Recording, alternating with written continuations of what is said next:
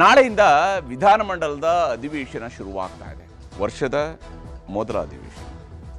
ಆದರೆ ವರ್ಷದ ಮೊದಲ ಅಧಿವೇಶನವನ್ನು ಈ ಬಾರಿ ವಿಶೇಷವಾಗಿ ಕರೆಯಲಾಗಿದೆ. ಯಾಕಂದರೆ ಇದರೊಂದು ವಿಶೇಷ ಚರ್ಚೆಯನ್ನು ಇನ್ಕ್ಲೂಡ್ ಮಾಡಿಕೊಳ್ಳಲಾಗಿದೆ. ಆ ವಿಶೇಷ ಚರ್ಚೆಯ ವಿಷಯವೇ ಈಗ ಬಹಳ ದೊಡ್ಡ ಜಟಾಪಟಿಗೂ ಕೂಡ ವೇದಿಕೆಯನ್ನು ಸಜ್ಜುಗೊಳಿಸ್ತಾ ಇದೆ. ಇದುವೇ ಇವತ್ತಿನ ಪಂಚಾಯಿತಿಯ ಮೊದಲ ಸುದ್ದಿ. ಸದನ ಸಂಘರ್ಷಕ್ಕೆ ಸಜ್ಜು.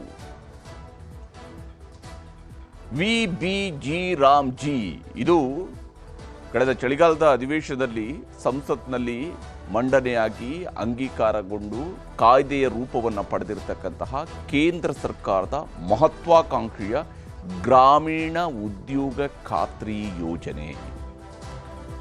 ಗ್ರಾಮೀಣ ಭಾಗದಲ್ಲಿ ವಿಕಸಿತ ಭಾರತದ ನಿರ್ಮಾಣಕ್ಕಾಗಿ ಗ್ರಾಮೀಣ ಭಾರತದ ಕೆಲಸಗಳ ಮೇಲೆ ಹೆಚ್ಚಿನ ನಿಗಾ ಇಟ್ಟು ಮತ್ತು ದೂರದೃಷ್ಟಿಯೊಂದಿಗೆ ನಾವು ಕೆಲಸವನ್ನು ಮಾಡಿಸ್ತೀವಿ ಅನ್ನುವಂಥದ್ದು ಕೇಂದ್ರ ಸರ್ಕಾರದ ಯೋಚನೆ. ಅದೇ ಕಾರಣಕ್ಕಾಗಿ ತಂದಿರುವಂಥದ್ದು ವಿ.ಬಿ.ಜಿ. ರಾಮ್ಜಿ ಅನ್ನುವಂತಹ ಕಾಯ್ದೆ. ಆದರೆ ಈ ಕಾಯ್ದೆಯನ್ನ MNREGA, Mahatma Gandhi national rural employment guarantee scheme, ಇದರ ಬದಲಿಗೆ ಅದನ್ನ ರದ್ದುಪಡಿಸಿ ಈ ಹೊಸ ಕಾಯ್ದೆಯನ್ನು ತಂದಿರುವಂಥದ್ದು ಈಗ ಕಾಂಗ್ರೆಸ್ನ ಪ್ರಮುಖ ಆಕ್ಷೇಪ. ಅದರಲ್ಲೂ ಇದು ಮಹಾತ್ಮ ಗಾಂಧಿಯವರ ಹೆಸರನ್ನೇ ತೆಗೆದು ಹಾಕಿರುವುದರಿಂದಾಗಿ ಮಹಾತ್ಮ ಗಾಂಧಿಯವರಿಗೆ ಮಾಡಿರ್ತಕ್ಕಂಥ ಅವಮಾನ, ಮಹಾತ್ಮ ಗಾಂಧಿ ಸಿದ್ಧಾಂತಗಳಿಗೆ ಮಾಡಿರ್ತಕ್ಕಂಥ ಅವಮಾನ, ಮಹಾತ್ಮ ಗಾಂಧಿಯವರ ಹೆಸರನ್ನ ಇವರು ಅಳಿಸಿ ಹಾಕಿದ್ದಾರೆ. ಆ ಮೂಲಕ ಮಹಾತ್ಮ ಗಾಂಧಿಯವರನ್ನ ಮತ್ತೊಮ್ಮೆ ಕೊಲೆ ಮಾಡಿದ್ದಾರೆ. ಈ ರೀತಿಯಾದ ಎಲ್ಲ ಭಾಷಣಗಳನ್ನು ಈಗಾಗಲೇ ಕಾಂಗ್ರೆಸ್ ನಾಯಕರು ಮಾಡ್ತಾ ಇದ್ದಾರೆ. ಇದೇ ವಿಚಾರ ಸಹಜವಾಗಿಯೇ ಸದನದ ಒಳಗೂ ಕೂಡ ದೊಡ್ಡ ಚರ್ಚೆಗೆ ಒಳಗಾಗಬಹುದು ವಿಶೇಷ ಅಧಿವೇಶನವನ್ನು ಕರೆಯುವುದರಿಂದಾಗಿ. ಆದರೆ ವಿಶೇಷ ಅಧಿವೇಶನಕ್ಕಿಂತ ಮುಂಚಿತವಾಗಿಯೇ ಇನ್ನೂ ಒಂದು ಚರ್ಚೆ ಈಗ ಶುರುವಾಗಿದೆ. ರಾಜ್ಯಪಾಲರು ಭಾಷಣ ಮಾಡ್ತಾರಾ ಮಾಡೋದಿಲ್ವಾ ಅನ್ನುವಂಥ ವಿಚಾರದಲ್ಲೂ ಕೂಡ ಚರ್ಚೆಗಳಿದ್ದೇ ಇದ್ದಾವೆ. ಪ್ರತಿಪಕ್ಷಗಳು ತಮ್ಮ ಅಭಿಪ್ರಾಯಗಳನ್ನು ವ್ಯಕ್ತಪಡಿಸ್ತಾ ಇದ್ದಾವೆ. ಇವೆಲ್ಲವನ್ನು ಕೂಡ ನೋಡ್ತಾ ಹೋದರೆ ಸದನದ ಒಳಗಡೆ ಏನು ನಡೀಬಹುದು ಅನ್ನೋದು ಒಂದು ಭಾಗ. ಆದರೆ ಹಾಗೆಯೇ ಕಾಂಗ್ರೆಸ್ನ ಒಳಗಡೆ ನಡೀತಾ ಇರುವಂತಹ ಕುರ್ಚಿ ಕದನವೂ ಕೂಡ ಸದನದಲ್ಲಿ ಚರ್ಚೆಗೆ ಗ್ರಾಸ ಆಗಬಹುದು. ಅದರ ಬಗ್ಗೆನ ವಿವರವಾದಂತಹ ಒಂದು ವರದಿಯನ್ನು ನಿಮಗೆ ತೋರಿಸ್ತೀನಿ ಇವತ್ತಿನ ಪಂಚಾಯಿತಿಯ ಮೊದಲ ಸುದ್ದಿಯಲ್ಲಿ. ಇನ್ನು ಇವತ್ತಿನ ಪಂಚಾಯಿತಿಯ ಎರಡನೇ ಸುದ್ದಿ, ಭಾಷಣ ಮಾಡ್ತಾರಾ. ಆಲ್ರೆಡಿ ಒಬ್ಬರು ಭಾಷಣ ಮಾಡದೆ ಹೋಗಿದ್ದಾರೆ, ಮತ್ತೊಬ್ಬರು ಭಾಷಣ ಮಾಡುವ ಸಂದರ್ಭದಲ್ಲಿ ಬದಲಾವಣೆಗಳನ್ನು ಮಾಡಿದ್ದಾರೆ ಅನ್ನುವಂಥ ಆರೋಪವನ್ನು ಕೇರಳದ ಮುಖ್ಯಮಂತ್ರಿಯವರು ಮಾಡಿದ್ದಾರೆ. ಈಗ ಕರ್ನಾಟಕದ ರಾಜ್ಯಪಾಲರ ಸರತಿ. ಕರ್ನಾಟಕದ ರಾಜ್ಯಪಾಲರು ಭಾಷಣ ಮಾಡ್ತಾರಾ, ಭಾಷಣ ಮಾಡಲ್ವಾ? ಸಾಮಾನ್ಯವಾಗಿ ಭಾಷಣ ಮಾಡ್ತಾರೆ, ಭಾಷಣ ಮಾಡಲ್ಲ ಅನ್ನುವಂಥ ನಿರ್ಧಾರ ಆಗುವಂಥದ್ದು ಸದನ ನಡೆಯುವಂತಹ ದಿವಸ. ಆದರೆ ಇಲ್ಲಿ ಒಂದು ದಿವಸ ಮುಂಚಿತವಾಗಿಯೇ ಭಾಷಣವನ್ನ ರಾಜ್ಯಪಾಲರು ಮಾಡೋದಿಲ್ವಂತೆ ಅಂತೇಳಿ ಗೊತ್ತಾಗಿ ಸರ್ಕಾರದ ಪರವಾಗಿ ನಿಯೋಗ ಹೋಗಿದೆ. ರಾಜಭವನ, ಈಗ ಅದು ಲೋಕಭವನ ಅಂತೇಳಿ ಆಗಿದೆ. ಲೋಕಭವನಕ್ಕೆ ಹೋಗಿ ಆ ಲೋಕಭವನದಲ್ಲಿ ರಾಜ್ಯಪಾಲರನ್ನ ಭೇಟಿಯಾಗಿ ಅವ್ರ ಜೊತೆಗೆ ವಿನಂತಿಯನ್ನು ಮಾಡ್ಕೊಂಡು ಬಂದಿದ್ದಾರೆ. ನೀವು ಈ ಭಾಷಣವನ್ನು ಓದಬೇಕು ಅಂತೇಳಿ. ಆದರೆ ರಾಜ್ಯಪಾಲರು ಕೆಲವು ಪ್ಯಾರಾಗಳನ್ನು ಕೈ ಬಿಡಬೇಕು ಅಂತೇಳಿ ಹೇಳಿದಾರಂತೆ ಈ ಭಾಷಣದಲ್ಲಿದ್ದರೆ. ಆದರೆ ಅದಕ್ಕೆ ಅವಕಾಶ ಇದೆಯಾ ಪ್ರಶ್ನೆ ಇರುವಂಥದ್ದು. ರಾಜ್ಯಪಾಲರು ಹಾಗೆ ಭಾಷಣದ ಕೆಲ ಭಾಗಗಳನ್ನು ಕೈ ಬಿಡೋದಕ್ಕೆ ಅವರಿಗೆ ಅವಕಾಶ ಇದೆಯಾ ಅನ್ನುವಂಥ ಪ್ರಶ್ನೆಯೂ ಕೂಡ ಇದ್ದೇ ಇದೆ. ಈ ವಿಚಾರದ ಬಗ್ಗೆಯೂ ಕೂಡ ನಿಮಗೆ ವಿವರವನ್ನು ನೀಡ್ತೀನಿ. ಸಂವಿಧಾನದ ಯಾವ ಆರ್ಟಿಕಲ್ ಅಡಿಯಲ್ಲಿ ರಾಜ್ಯಪಾಲರಿಗಿರುವಂತಹ ಅಧಿಕಾರ, ರಾಜ್ಯಪಾಲರಿಗಿರುವಂತಹ ಜವಾಬ್ದಾರಿ, ಅವರ ಕರ್ತವ್ಯ, ಆ ವಿಚಾರವನ್ನು ಕೂಡ ನಿಮಗೆ ವಿವರಿಸ್ತೀನಿ ಇವತ್ತಿನ ಪಂಚಾಯಿತಿಯ ಎರಡನೇ ಸುದ್ದಿಯಲ್ಲಿ. ಈಗ ಮೊದಲ ಸುದ್ದಿ ಕಡೆಗೆ ಹೋಗೋಣ. ಬಹಳ ಮುಖ್ಯವಾಗಿ ಸದನ ಸಂಘರ್ಷಕ್ಕೆ ಸಜ್ಜು ಆಗ್ತಾ ಇದೆ. ಇದು ಆಡಳಿತ ಪಕ್ಷಕ್ಕೆ ಪ್ರತಿಷ್ಠೆ, ಪ್ರತಿಪಕ್ಷಕ್ಕೆ ಸವಾಲು. ಪ್ರತಿಪಕ್ಷವೂ ಕೂಡ ವಿ.ಬಿ.ಜಿ. ರಾಮ್ಜಿಯನ್ನ ಎಷ್ಟು ಸಮರ್ಥವಾಗಿ ಸದನದ ಒಳಗಡೆ ಮಂಡಿಸಿ ಅದರ ಬಗ್ಗೆ ಚರ್ಚಿಸಿ ರಾಜ್ಯದ ಜನರಿಗೆ ಮನವರಿಕೆ ಮಾಡಿಕೊಡುತ್ತೆ ಅನ್ನುವಂಥದ್ದು ಕೂಡ ಇಲ್ಲಿರುವ ಬಹಳ ಪ್ರಮುಖವಾದಂತಹ ಸವಾಲು. ಹಾಗೆಯೇ ಆಡಳಿತ ಪಕ್ಷಕ್ಕೆ ಮನ್ರೇಗಾ ವಿಚಾರದಲ್ಲಿ ನಮ್ಮ ಬದ್ಧತೆ ಇದು ಅಂತೇಳಿ ತೋರಿಸಿ ಕಾಂಗ್ರೆಸ್ನ ಸ್ಕೀಮ್ನ ಪರವಾಗಿ ಅವರು ತೋರಿಸಬೇಕಾಗಿರುವಂಥ ಬದ್ಧತೆಯನ್ನು ತೋರಿಸ್ತಾನೆ ಹೇಗೆ VBG ರಾಮ್ಜಿಯಲ್ಲಿರ್ತಕ್ಕಂತಹ ಲೋಪವನ್ನು ಪಾಯಿಂಟ್ ಔಟ್ ಮಾಡ್ತಾರೆ ಮತ್ತು ಅದರ ಮೂಲಕವಾಗಿ ರಾಜ್ಯದ ಜನರಿಗೆ ಯಾವ ಸ್ವರೂಪದಲ್ಲಿ ಸಂದೇಶವನ್ನು ರವಾನಿಸ್ತಾರೆ ಅನ್ನೋಂಥದ್ದು ಕೂಡ ಬಹಳ ಮುಖ್ಯ. ಈ ಕಾರಣಕ್ಕಾಗಿಯೂ ಕೂಡ ಇದೊಂದು ಸಂಘರ್ಷಕ್ಕೆ ನಡೆಯುವಂತಹ ಸಿದ್ಧತೆ. ಇದು ಆಡಳಿತ ಪಕ್ಷಕ್ಕೂ ಪ್ರತಿಪಕ್ಷಕ್ಕೂ ಇರುವಂತಹ ಸವಾಲುಗಳು, ಹಾಗೆಯೇ ಮುಂದುವರೆದಿರೋ ಸುತ್ತಿರುವಂತಹ ರಾಜಕೀಯ, ಹಾಗೆಯೇ ರಾಜ್ಯಪಾಲರ ಭಾಷಣ, ಅದರ ಬಗೆಗಿನ ವರದಿಯನ್ನು ತೋರಿಸ್ತೀನಿ. ಯಾವ ಕಾರಣಕ್ಕೂ ಇದನ್ನ ಅನುಷ್ಠಾನ ತರಲಿಕ್ಕೆ ಸಾಧ್ಯ ಇಲ್ಲ. VBG ರಾಮ್ಜಿ ಕಾಯ್ದೆ ರದ್ದಾಗಬೇಕು. ನರೇಗೆ ಸಂಬಂಧಪಟ್ಟೆ ಕೂಡ ಎಮರ್ಜೆನ್ಸಿ ಅಧಿವೇಶನ ಕೂಡ ಇದರಲ್ಲಿ ರಾಜಕಾರಣ ಮಾಡ್ತಾ ಇದ್ದಾರೆ. ಇದು ತಪ್ಪು. ಸ್ಥಗಿತಗೊಳಿಸುವುದರಿಂದ ಇದು ಸಮಾಜಕ್ಕೆ ದೇಶಕ್ಕೆ ಒಳಿತಾಗಿದ್ದಂಥದ್ದು ಅಲ್ಲ. ಅದರಲ್ಲಿ ಇವರು ವಿರೋಧ ಮಾಡುವ ಅಂಶಗಳೇ ಇಲ್ಲ. ಅದು ಸೆಪ್ಟೆಂಬರ್ 2005. ಡಾಕ್ಟರ್ ಮನಮೋಹನ್ ಸಿಂಗ್ ಪ್ರಧಾನಿ ಸಂಸತ್ ಅಧಿವೇಶನದ ಮಹತ್ವದ ಮಸೂದೆಯೊಂದಕ್ಕೆ ಅಂಕಿತ ಹಾಕಿತ್ತು. ಅದುವೇ national rural employment guarantee scheme, ಅಂದ್ರೆ ನರೇಗಾ.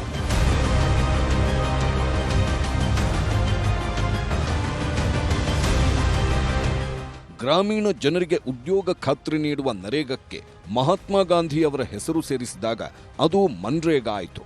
ಇಡೀ ಮನ್ರೇಗಾ ಕಾಯ್ದೆಯನ್ನೇ ಬದಲಿಸಿರುವ ಕೇಂದ್ರ ಸರ್ಕಾರ VBG ರಾಮ್ಜಿ ಹೆಸರಿನಲ್ಲಿ ಹೊಸ ಕಾಯ್ದೆಯನ್ನ ರೂಪಿಸಿದೆ. ಹೀಗಾಗಿ ಇನ್ನು ಮುಂದೆ ಕೇಂದ್ರ ಸರ್ಕಾರ ಯೋಜನೆಗಳ ಪಟ್ಟಿಯಲ್ಲಿ ಮನ್ರೇಗಾ ಇರೋದಿಲ್ಲ. ಅದರ ಜಾಗದಲ್ಲಿ VBG ರಾಮ್ಜಿ ಜಾರಿಗೊಳ್ಳಲಿದೆ. ಆದರೆ ಇದರಲ್ಲೂ ಕೂಡ ಉದ್ದೇಶ ಗ್ರಾಮೀಣ ಭಾಗದಲ್ಲಿ ಉದ್ಯೋಗ ಖಾತ್ರಿಯೇ ಆಗಿದೆ. ಹಾಗಿದ್ದರೂ ಈ ಎರಡೂ ಯೋಜನೆಗಳಲ್ಲಿ ಗಮನಾರ್ಹ ವ್ಯತ್ಯಾಸಗಳಿವೆ.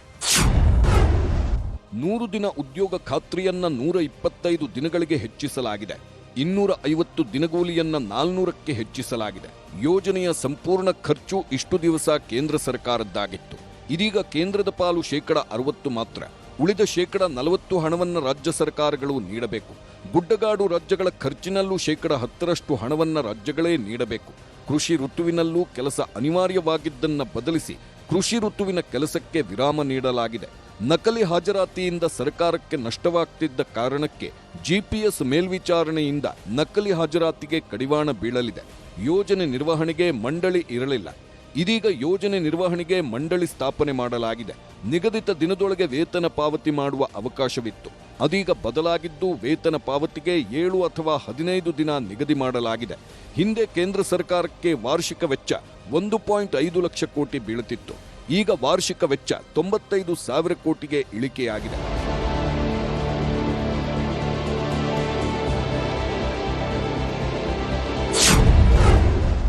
ಮನ್ರೇಗಾ ಉಳಿಸಲು ಮಹಾಸಮರ, ಚರ್ಚೆಗೆ ಅಖಾಡ. VBG ರಾಮ್ಜಿ ವಿರುದ್ಧ ಜನಾಂದೋಲನಕ್ಕೆ ಮುನ್ನುಡಿ. ಮನ್ರೇಗಾ ಉಳಿವಿಗಾಗಿ ಕರ್ನಾಟಕದಿಂದಲೇ ಹೋರಾಟಕ್ಕೆ ಕಾಂಗ್ರೆಸ್ ನಾಂದಿ ಹಾಡಿದೆ. VBG ರಾಮ್ಜಿ ವಿರುದ್ಧ ಖಂಡನಾ ನಿರ್ಣಯ ಪಾಸ್ ಮಾಡಲು ವಿಶೇಷ ಅಧಿವೇಶನ ಕರೆದಿದೆ. 23ರಿಂದ VBG ರಾಮ್ಜಿ ಕುರಿತಾದ ಚರ್ಚೆಗೆ ಅವಕಾಶವಿದ್ದು, ಚರ್ಚೆ ಬಳಿಕ VBG ರಾಮ್ಜಿ ವಿರುದ್ಧ ಖಂಡನಾ ನಿರ್ಣಯ ಅಂಗೀಕಾರ ಮಾಡಲು ಸರ್ಕಾರ ಸಿದ್ಧತೆ ಮಾಡಿಕೊಂಡಿದೆ. ಉಭಯ ಸದನಗಳಲ್ಲೂ ಖಂಡನಾ ನಿರ್ಣಯ ಅಂಗೀಕರಿಸಲು ಸರ್ಕಾರ ಪ್ಲಾನ್ ಮಾಡಿದೆ. ಈ ಮೂಲಕ ಕೇಂದ್ರ ಸರ್ಕಾರದ ಮೇಲೆ ಒತ್ತಡ ಹೇರಲು ಸಾಂವಿಧಾನಿಕ ಅಸ್ತ್ರ ಪ್ರಯೋಗಕ್ಕೆ ಸರ್ಕಾರ ಮುಂದಾಗಿದೆ. ಇಬ್ಬರನ್ನು ಒಪ್ಪಿಸಿ ಸಮಾಧಾನ ತಗೊಂಡು ಜವಾಬ್ದಾರಿ ನನ್ನ ಕೆಲಸ. ಬಂದಾಗ ನೋಡು ಏನಂತ ಇದೆ. ಯಾಕೆಂದರೆ ನಮ್ಮ ರಾಜ್ಯ ಪ್ರಭುತ್ವರು ಮತ್ತು ಅವರು ಹಿರಿಯರು, ಅನುಭವಿಗಳು, ಸಂವಿಧಾನ, ನಿಯಮ ಮತ್ತು ನಿಯಮ ಎಲ್ಲ ಕೂಡ ಭಾಳ ಚೆನ್ನಾಗಿ ಅರ್ಥ ಮಾಡಿಕೊಂಡವರು ಮತ್ತು ಎಲ್ಲರಿಗೂ ಸಹಕಾರ ಕೊಡೋ ಇದಾಗಿದೆ. ಆದ ಕಾರಣ ನನಗೆ ವಿಶ್ವಾಸ ಇದೆ, ಅವರು ಸಂವಿಧಾನ ಪ್ರಕಾರ ಮತ್ತು ನಿಯಮ ಕನಸಿನ ಅನುಗುಣವಾಗಿ ಅವರು ಇರ್ತಾರೆ. ಇವತ್ತು ರಿಪೀಲ್ ಮಾಡೋದ್ರಿಂದ, ಇದು ಇವತ್ತು ಸ್ಥಗಿತಗೊಳಿಸುವುದರಿಂದ ಆರ್ಥಿಕತೆಗೆ, ಗ್ರಾಮೀಣ ಜನರಿಗೆ ಬಹಳಷ್ಟು ದೊಡ್ಡ ಮಟ್ಟದ ಅನ್ಯಾಯ ಆಗ್ತದೆ, ಅವರಿಗೆ ದ್ರೋಹ ಆಗ್ತದೆ. ಇವತ್ತು ನಿರುದ್ಯೋಗದ ಸಮಸ್ಯೆ ಜಾಸ್ತಿ ಆಗ್ತದೆ. ಕನಿಷ್ಠ ಅವ್ರಿಗೆ ಏನು ಕೂಲಿ ಸಿಗ್ತಾ ಇತ್ತು, ಕೂಲಿನೂ ಸಿಗೋದಿಲ್ಲ. ಇವತ್ತು ಅವರೆಲ್ಲ ಬಾಂಡೆಡ್ ಲೇಬರ್ ತರ ಕೆಲಸ ಮಾಡಬೇಕಾಗ್ತದೆ. ಇದರಿಂದ ಬಡತನ ರೇಖೆಗಿಂತ ಕೆಳಗಡೆ ಇದ್ದಂಥವ್ರ ಸಂಖ್ಯೆ ಜಾಸ್ತಿ ಆಗ್ತದೆ. ಇದು ಸಮಾಜಕ್ಕೆ, ದೇಶಕ್ಕೆ ಒಳಿತಾಗಿದ್ದಂಥದ್ದು ಅಲ್ಲ. ಇದನ್ನು ಮರುಜಾರಿಗೊಳಿಸಬೇಕು ಅನ್ನುವಂತ ಏನು ಒತ್ತಾಯ ಇದೆ, ಆ ಒತ್ತಾಯಕ್ಕಾಗಿ ಹೋರಾಟ ಮಾಡ್ತೇವೆ, ಅದನ್ನು ಮುಂದುವರಿಸಿಕೊಂಡು ಹೋಗ್ತೇವೆ. ಮತ್ತೊಂದೆಡೆ ಮನ್ರೇಗಾ ಕುರಿತಾದ ಅಧಿವೇಶನದಲ್ಲಿ ಸಮರ್ಥ ಚರ್ಚೆಗೆ ಪ್ರತಿಪಕ್ಷಗಳು ಸಜ್ಜಾಗಿವೆ. ಕಾಂಗ್ರೆಸ್ ಸರ್ಕಾರಕ್ಕೆ ಬಿಸಿ ಮುಟ್ಟಿಸಲು ಮೈತ್ರಿ ನಾಯಕರಿಗೆ ದೊಡ್ಡವರೇ ಬಂದು ಪಾಠ ಮಾಡಲಿದ್ದಾರೆ. ಕೇಂದ್ರ ಸಚಿವರಾದ HD ಕುಮಾರಸ್ವಾಮಿ ಹಾಗೂ ಶಿವರಾಜ್ ಸಿಂಗ್ ಚೌಹಾಣ್ ಬಿಜೆಪಿ ಜೆಡಿಎಸ್ ಶಾಸಕರ ಜಂಟಿ ಸಭೆಯಲ್ಲಿ ವಿಬಿ ಜೀರಾಮ್ಜಿ ಕಾನೂನುಗಳ ಮನವರಿಕೆ ಮಾಡಿಕೊಡಲಿದ್ದಾರೆ. ಸಂವಿಧಾನದತ್ತವಾಗಿ ಕೇಂದ್ರ ಸರ್ಕಾರಕ್ಕೆ ಯೋಜನೆಗಳನ್ನು ಮಾಡುವಂಥ ಅಧಿಕಾರ ಸಂವಿಧಾನದತ್ತವಾಗಿ ಇದೆ, ಅದನ್ನು ಮಾಡ್ತಾ ಇದ್ದಾರೆ. ಈಗ ಸಿದ್ದರಾಮಯ್ಯನವರು ರಾಜ್ಯದಲ್ಲಿ ಹಲವಾರು ಯೋಜನೆಗಳನ್ನು ತಂದಿದ್ದಾರಪ್ಪ. ಆ ಯೋಜನೆಗಳ ನಾವು ಏನಾನ ಖಂಡನ ನಿರ್ಣಯ ಮಂಡನೆ ಮಾಡಿದ್ದೀರಾ? ನಾವು ಈಗ 5 ಗ್ಯಾರಂಟಿ ತಂದ್ರಪ್ಪ, ನಾವೇನಾನ ಖಂಡನ ನಿರ್ಣಯ ಮಂಡನೆ ಮಾಡಿದ್ರೆ ಏನೂ ಇಲ್ಲಲ್ಲ. ಹಾಗೆ ಕೇಂದ್ರ ಸರ್ಕಾರ ಅದರದೇ ಆದಂಥ ನೀತಿ ನಿಯಮಗಳಿದೆ, ಅದ್ರ ಪ್ರಕಾರ ಮಾಡ್ತಾರೆ. ರಾಜ್ಯ ಸರ್ಕಾರ ಅವ್ರಿಗೇನು ಒಳಿತು ಅಂತ ಅನಿಸುತ್ತೋ ಅವ್ರು ಮಾಡ್ತಾರೆ. ಅದರಿಂದ ಇದರಲ್ಲಿ ರಾಜಕೀಯ ಮಾಡೋದನ್ನು ಬಿಡಬೇಕು ಕಾಂಗ್ರೆಸ್ ಅವರು. ಇದರಲ್ಲಿ ರಾಜಕಾರಣ ಮಾಡ್ತಾ ಇದ್ದಾರೆ, ಇದು ತಪ್ಪು. ವಿಬಿಜಿ ರಾಮ್ಜಿ ಅದರಲ್ಲಿ ಇವರು ವಿರೋಧ ಮಾಡುವ ಅಂಶಗಳೇ ಇಲ್ಲ. ನಾನು ಅಧ್ಯಯನ ಮಾಡಿದೆ, ಏನೋ ಈ ಥರ ಎಲ್ಲ ಬಾಯಿ ಬಡ್ಕೊತಾ ಇದ್ದಾರಲ್ಲ, ಏನೋ ಇವರು ಕಾಂಗ್ರೆಸ್ನವ್ರು ಬಾಯಿ ಬಡ್ಕೊತಿರೋದು ನೋಡಿದ್ರೆ ಯಾರೋ ಏನೋ ಹೆಚ್ಚು ಕಡಿಮೆ ಆಗಿಬಿಟ್ಟಿದ್ದಾರೆ ಅನ್ನೋ ಥರ ಬಾಯಿ ಬಡ್ಕೊತಿರೋದನ್ನು ನೋಡಿದಾಗ ನನಗೆ ಏನೋ ಇರ್ಬೋದೇನೋ ಅಂತ ಅನ್ಸಿ ಅಧ್ಯಯನ ಮಾಡಿದೆ. ಮುಂಚೆ 100 ದಿನ ಇತ್ತು, ಈಗ 125 ದಿನ ಕೊಟ್ಟಿದ್ದಾರೆ. ಯಾರಿಗೆ ಅನ್ಯಾಯ ಆಗುತ್ತೆ? ಮುಂಚೆ 100 ದಿನ ಕೂಲಿ ಕೊಡಬೇಕು ಅಂತಿದ್ರೆ ಈಗ 125 ದಿನ, 25 ದಿನ ಜಾಸ್ತಿ ಸಿಗ್ತಾ ಇದೆ. ಅನ್ಯಾಯ ಯಾರಿಗಾಗ್ತಾ ಇದೆ? ಕೌಶಲ್ಯ, ಮುಂಚೆ ಬದುಕಿ ಜೀವನೋಪಾಯಕ್ಕಾಗಿ ಕೂಲಿ, ಈಗ ಕೌಶಲ್ಯದ ಅಭಿವೃದ್ಧಿ ಮಾಡಿ ಅವರು ಸ್ವಾವಲಂಬಿ ಆಗಬೇಕು ಅಂತ ಈ ಯೋಜನೆಯಲ್ಲಿ ಅಳವಡಿಸಿದ್ದಾರೆ. ಇದರಿಂದ ಒಳ್ಳೆಯದ ಕೆಟ್ಟದ್ದು ಹೇಳಲಿ ಅವರು, ನಾವು ಚರ್ಚೆ ಮಾಡ್ತೀವಿ, ಚರ್ಚೆಗೆ ಏನು ಹೆದರೋ ಪ್ರಶ್ನೆನೇ ಇಲ್ಲ. ತಮಿಳುನಾಡು, ಕೇರಳ ಮಾದರಿಯಲ್ಲೇ ಕರ್ನಾಟಕದಲ್ಲೂ ಶುರುವಾಯಿತು ಗವರ್ನಮೆಂಟ್ ವರ್ಸಸ್ ಗವರ್ನರ್. ಜಂಟಿ ಅಧಿವೇಶನದ ಭಾಷಣ ಮಾಡಲ್ಲ ಎಂದ ಗವರ್ನರ್. ಮನ್ರೇಗಾ ಉಳಿವಿಗಾಗಿ ಜಂಟಿ ಅಧಿವೇಶನ ಕರೆದಿರುವ ಸರ್ಕಾರಕ್ಕೆ ರಾಜ್ಯಪಾಲ ಥಾವರ್ಚಂದ್ ಗೆಹ್ಲೋಟ್ ಶಾಕ್ ನೀಡಿದ್ದಾರೆ. ಜಂಟಿ ಅಧಿವೇಶನ ಉದ್ದೇಶಿಸಿ ಭಾಷಣ ಮಾಡಲು ನಿರಾಕರಿಸಿದ್ದಾರೆ. ಕೇಂದ್ರ ಸರ್ಕಾರದ ವಿಬಿ ಜೀರಾಮ್ಜಿ ಯೋಜನೆ ವಿರುದ್ಧದ ಅಂಕಿಅಂಶಗಳನ್ನು ಓದಬೇಕಿರುವ ಭಾಷಣ ಮಾಡಲು ಗವರ್ನರ್ ನಿರಾಕರಿಸಿದ್ದಾರೆ. ಹೀಗಾಗಿ ಒಂದು ಕಡೆ ಸ್ಪೀಕರ್, ಸಭಾಪತಿ ಪ್ರತ್ಯೇಕವಾಗಿ ರಾಜ್ಯಪಾಲರನ್ನ ಭೇಟಿಯಾಗಿದ್ದರು. ಇನ್ನೊಂದು ಕಡೆ ಕಾನೂನು ಸಚಿವ ಎಚ್.ಕೆ. ಪಾಟೀಲ್, ಸಿಎಂ ಕಾನೂನು ಸಲಹೆಗಾರ ಪೊನ್ನಣ್ಣ, ಅಡ್ವೊಕೇಟ್ ಜನರಲ್ ಶಶಿಕಿರಣ್ ಶೆಟ್ಟಿ ಕೂಡ ಲೋಕಭವನಕ್ಕೆ ಭೇಟಿ ನೀಡಿ ಜಂಟಿ ಅಧಿವೇಶನವನ್ನ ಉದ್ದೇಶಿಸಿ ಭಾಷಣ ಮಾಡುವಂತೆ ಮನವಿ ಮಾಡಿಕೊಂಡಿದ್ದಾರೆ. ಬದಲಾವಣೆ ಮಾಡಬೇಕಾಗಿರೋದು ಅಥವಾ ಅನಿವಾರ್ಯ ಇದ್ರೆ ಅಥವಾ ಅವ್ರಿಗೆ ತಪ್ಪು ಅರ್ಥ ಆಗಿದ್ರೆ, ಮಾಹಿತಿ ಕೊರತೆ ಇದ್ರೆ ಅವನ್ನೆಲ್ಲ ಕೊಟ್ಟು ಅವನ್ನ ಹೇಳೋದಕ್ಕೆ ಚರ್ಚೆಗೆ ತಯಾರಿದ್ದೇವೆ ಅಂತ ಹೇಳಿ. ಆದರೆ ಅವರು 11 ಪ್ಯಾರಾಗಳನ್ನು ಬಿಡಬೇಕು ಅನ್ನುವಂಥ ಒಂದು ಸಲಹೆಯನ್ನು ಕೊಟ್ಟಿದ್ದಾರೆ.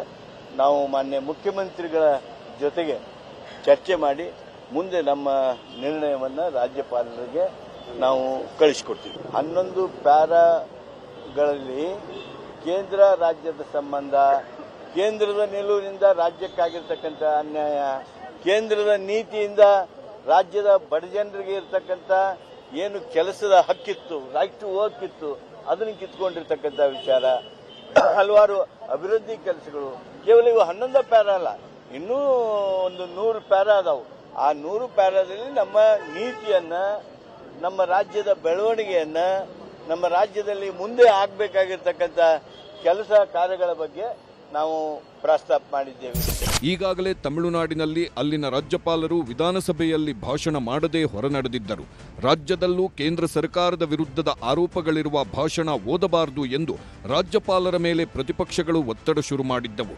ಇಂದು ಬೆಳಗ್ಗೆ ಮಾತನಾಡಿದ್ದ ಪ್ರತಿಪಕ್ಷ ನಾಯಕ ಆರ್ ಅಶೋಕ್, ಕೇಂದ್ರ ಸರ್ಕಾರವನ್ನ ತೆಗಳುವ ಹೇಳಿಕೆಗಳನ್ನ ನಾಳೆ ಜಂಟಿ ಅಧಿವೇಶನದಲ್ಲಿ ರಾಜ್ಯಪಾಲರು ಓದಬಾರದು ಎಂದು ಮನವಿ ಮಾಡುತ್ತೇವೆ ಎಂದಿದ್ರು. ನಾವು ಗವರ್ನರ್ಗೂ ವಿನಂತಿ ಮಾಡ್ತೀರಿ, ನಾವು ಕೇಂದ್ರ ಸರ್ಕಾರವನ್ನು ತೆಗಳಿಕೆ ಮಾಡುವಂಥ ಈ ಥರದ ಒಂದು ಹೇಳಿಕೆಗಳು ಏನಿದೆ ಅದನ್ನು ತಾವು ದಯವಿಟ್ಟು ಓದಬಾರ್ದು. ಯಾಕೆಂದರೆ ರಾಜ್ಯ ಸರ್ಕಾರ ತಪ್ಪು ದಾರಿಗೆ ಹೋಗ್ತಾ ಇದೆ. ಅದನ್ನು ಕಿವಿ ಹಿಂಡಿ ಬುದ್ಧಿ ಹೇಳುವಂಥ ಅಧಿಕಾರ ಗವರ್ನರ್ಗೆ ಇದ್ದೇ ಇದೆ. ಅದರಿಂದ ಅವರಿಗೆ ಕಿವಿ ಹಿಂಡಿ ಬುದ್ಧಿ ಹೇಳಿ ಸರಿಯಾದ ಮಾರ್ಗದಲ್ಲಿ ಹೋಗೋವಂಥದ್ದಕ್ಕೆ ಗವರ್ನರ್ ಅವರು ಅವರಿಗೆ ಕ್ಲಾಸ್ ತಗೊಬೇಕು ಅನ್ನೋದು ನಾನು ವಿನಂತಿಯನ್ನು ಮಾಡ್ತೀನಿ. ಹೀಗೆ ಪ್ರತಿಪಕ್ಷಗಳು ಬಯಸಿದಂತೆಯೇ ಈಗ ರಾಜ್ಯಪಾಲರು ಭಾಷಣ ಓದಲ್ಲ ಎಂಬ ತೀರ್ಮಾನಕ್ಕೆ ಬಂದಂತಿದೆ. ಸಾಮಾನ್ಯವಾಗಿ ಭಾಷಣ ಓದದೇ ಇರುವ ತೀರ್ಮಾನ ವಿಧಾನಸಭೆಗೆ ಪ್ರವೇಶಿಸುವವರೆಗೂ ಗೌಪ್ಯವಾಗಿಯೇ ಇರುತ್ತದೆ. ಪ್ರತಿಪಕ್ಷಗಳು ಸದನದಲ್ಲೇ ರಾಜ್ಯಪಾಲರಿಗೆ ವಿನಂತಿ ಮಾಡಿದಾಗ ರಾಜ್ಯಪಾಲರು ಭಾಷಣ ಮಾಡದೆಯೇ ಸದನದಲ್ಲಿ ಭಾಷಣವನ್ನ ಮಂಡಿಸಿ ಹೊರನಡೆಯಬಹುದು. ಆದರೆ ಇಲ್ಲಿ ರಾಜ್ಯಪಾಲರಿಂದ ಒಂದು ದಿನ ಮುಂಚಿತವಾಗಿಯೇ ಭಾಷಣ ಓದಲ್ಲ ಎಂಬ ಸಂದೇಶ ಬಂದಿರೋದ್ರಿಂದ ಆಡಳಿತ ಪಕ್ಷ ಕೂಡ ರಾಜ್ಯಪಾಲರ ಮನವೊಲಿಕೆ ಮಾಡಬಹುದು.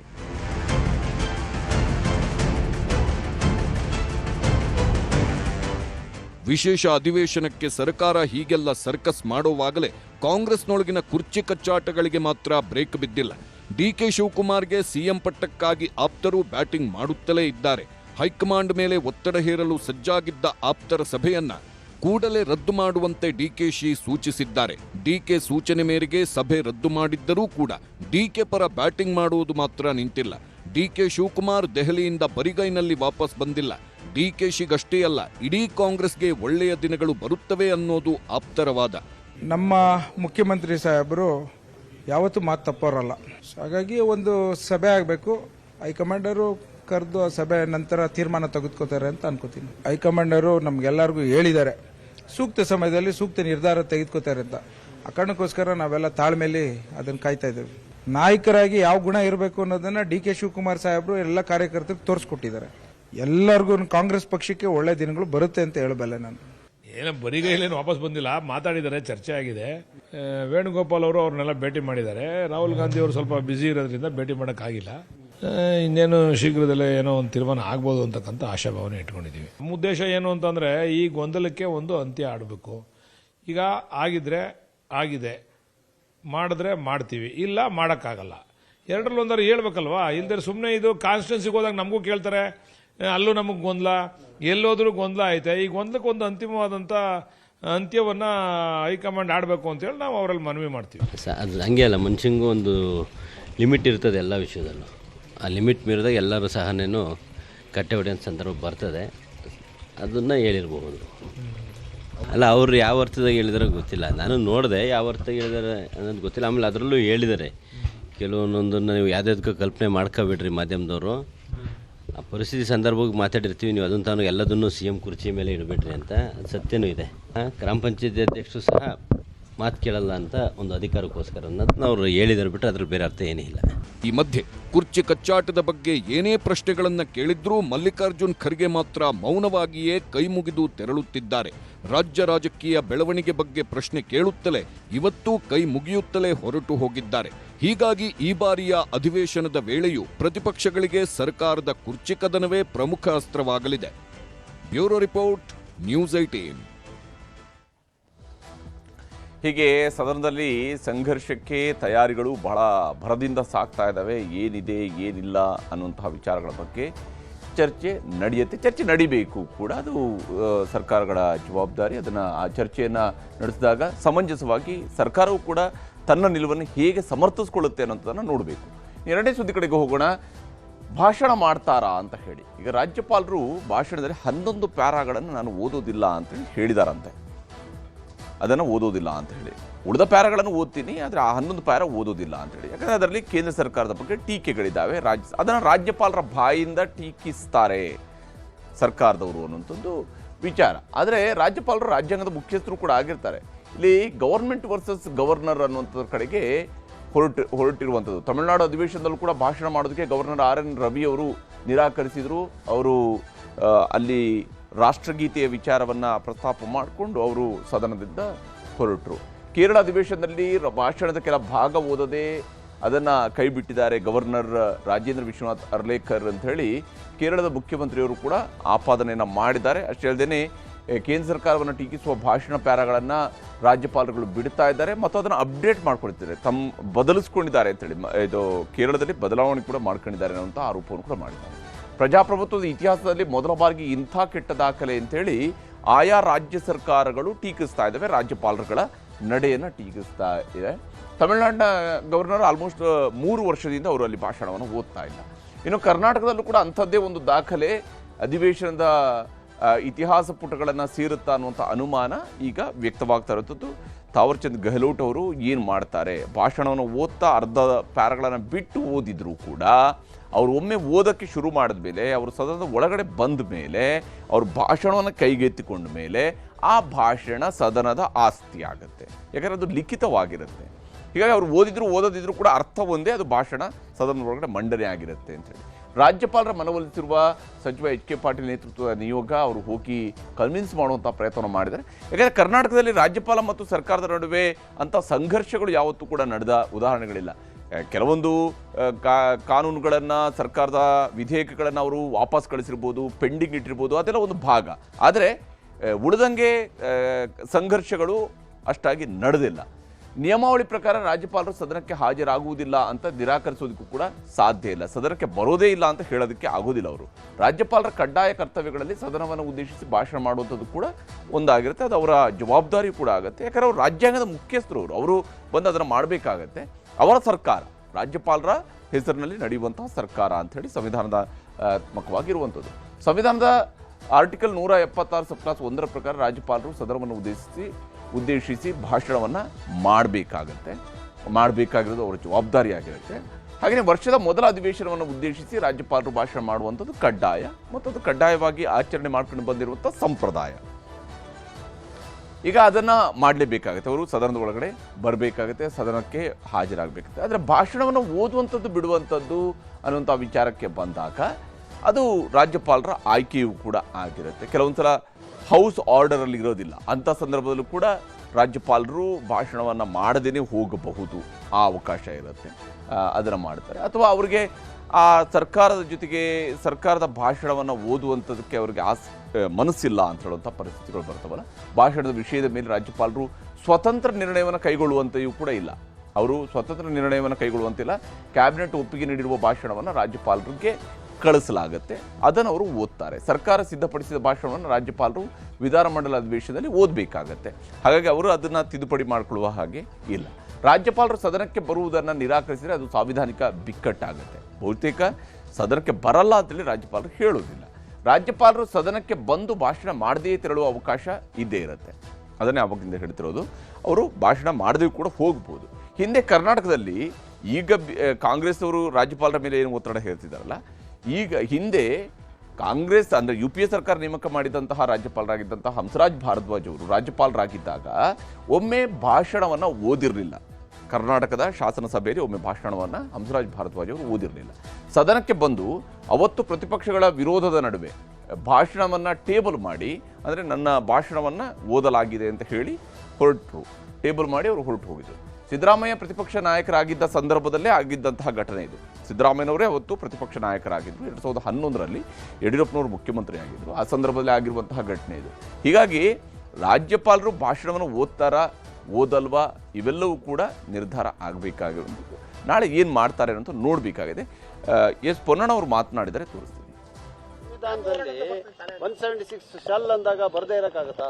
ಬರದೇ ಇರೋಂಥ ಪ್ರಶ್ನೆ ನಾವು ಹೇಳೋಕ್ಕಾಗುತ್ತಾ? ಈಗ ಒಬ್ಬರು ರಾಜ್ಯಪಾಲರಂದ್ರೆ it is highest constitutional office. ಅವ್ರು ಆ ರೀತಿಯಾಗಿ ಮಾಡ್ತಾರೆ ಅಂತ ಹೇಳುವಂಥದ್ದು ನನಗೆ ಖಂಡಿತವಾಗಿ ಅವ್ರು ಮಾಡೋದು. ಆ ರೀತಿಯಾಗಿ ನಾವು ಈಗ ನಾವು ಬರೋದಿಲ್ಲ ಅಂತ ಹೇಳೋದ್ರ ಬಗ್ಗೆ ನಾವು ಹೇಳೋಕ್ಕಾಗೋದಿಲ್ಲ. ಬರಲಿಲ್ಲ ಅಂತ ಹೇಳುವಂಥದ್ದು ನಾವು ಹೇಳೋಕ್ಕಾಗೋದಿಲ್ಲ. ಇವತ್ತು ಬರಲೇಬೇಕು ಅವರು. ಸರ್, ಒಂದು ವೇಳೆ ಸರ್ಕಾರದ ಭಾಷಣ ಓದದೆ ಸ್ಕಿಪ್ ಮಾಡಿದ್ರೆ ಮುಂದೆ ನಿಮ್ಮ ಒಂದು ಹೋರಾಟ ಏನು? ಮುಂದೆ ಈಗ ಇದು ನೋಡಿ, ಭಾಷಣವನ್ನ ಸ್ಕಿಪ್ ಮಾಡುವಂತದ್ದು ಹಲವಾರು ಸಂದರ್ಭಗಳಾಗಿದೆ. ಭಾಷಣವನ್ನ ಅರ್ಧಕ್ಕೆ ಹೋಗಿರುವಂತದ್ದಾಗಿದೆ, 2 ನಿಮಿಷ ಓದಿ ಹೋಗಿರುವಂತದ್ದಾಗಿದೆ. ನಿನ್ನೆ ತಮಿಳುನಾಡಲ್ಲಿ ನೋಡಿರುವಂತದ್ದು ಒಂದು ರೀತಿಯಾದ ನೇರವಾದಂತ ನಿರ್ದೇಶನ ಇದೆ. ಅದರಿಂದ ಕೇರಳನಲ್ಲೂ ಆಗಿದೆ. ಅದರಿಂದ